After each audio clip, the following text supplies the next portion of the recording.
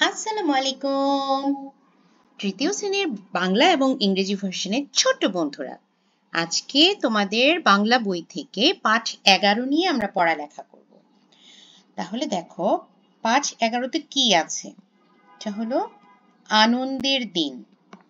আচ্ছা, কেমন আনন্দের দিন, কি আনন্দের দিন, চলো আমরা একটু পড়ে জেনে নিই। ঘন্টা বাজতেই ক্লাসে এলেন আপা। বললেন, তোমাদের জন্য আনন্দের খবর আছে। আমরা স্কুল থেকে ঘুরতে যাব। ক্লাসের সবাই আনন্দে হৈ হৈ করে উঠল। আপা বললেন, আমরা তাহলে কোথায় যেতে পারি? তপু বলল, আমরা জাদুঘরে যেতে পারি। রাজু বলল, শিশু পার্কে যেতে পারি। তুলি বলল, আমরা লালবাগ কেল্লায় যেতে পারি। আপা অন্যদের মতামতও জানতে চাইলেন।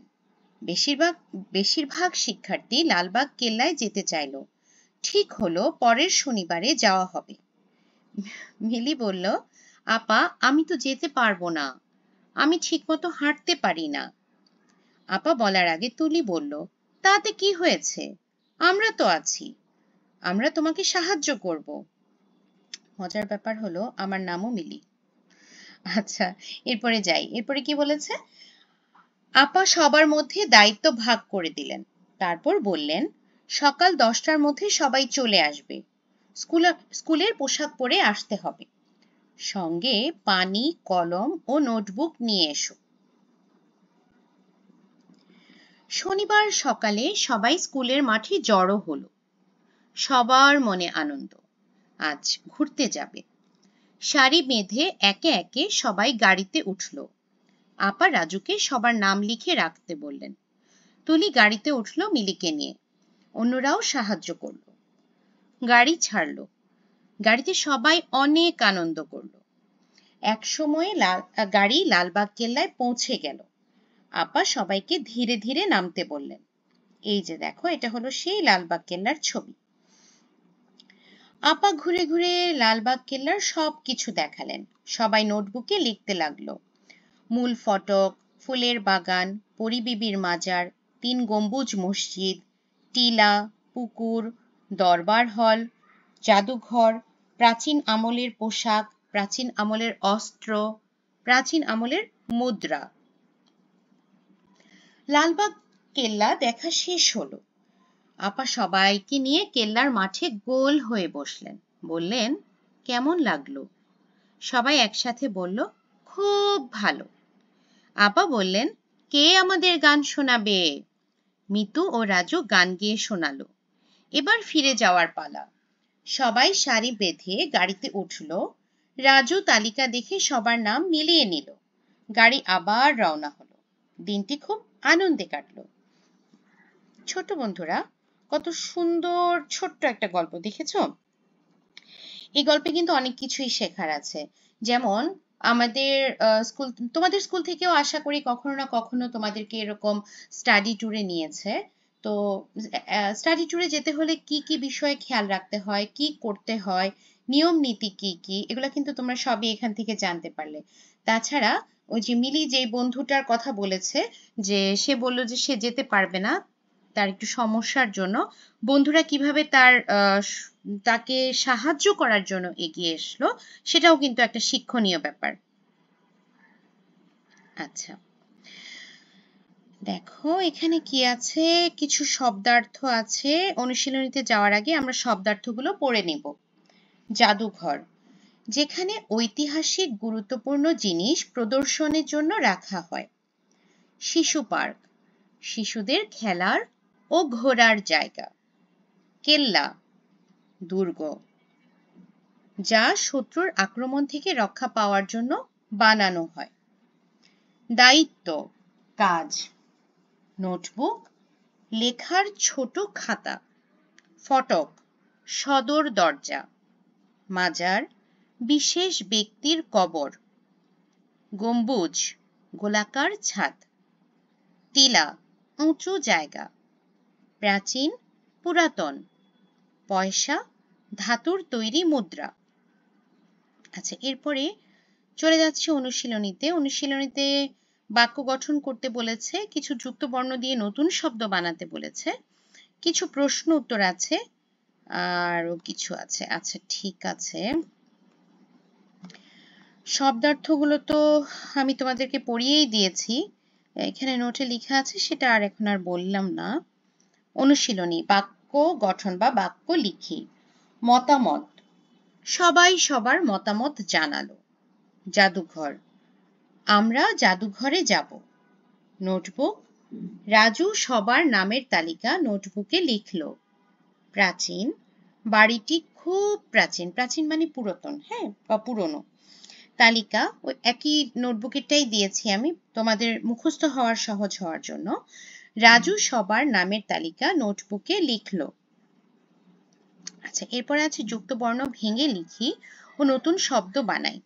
তোমাদের এই যে ভেঙে লেখা এই পর্বটা পর্যন্ত দেয়া আছে, যেমন এই যে কেল্লা, সেটাকে এখানে দেখো যুক্ত বর্ণ কোনটা, এই যে লয় ল যেটা, হ্যাঁ লয় ল, তাহলে এটাকে আমরা ভেঙে কিভাবে লিখতে পারি, ল যোগ ল।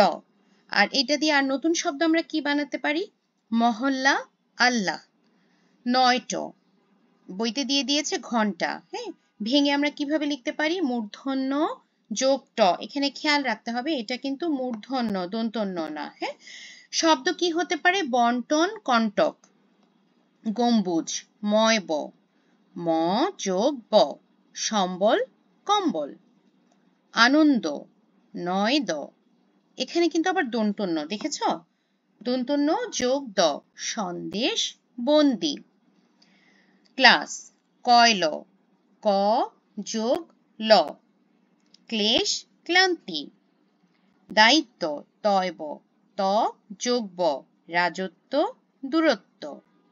মুদ্রা, দয়রফালা, দ যোগ র সমান সমান কি হতে পারে, ভাদ্র রুদ্র। ভাদ্র হলো একটা মাস, বাংলা মাস, নিশ্চয়ই তোমরা জানো।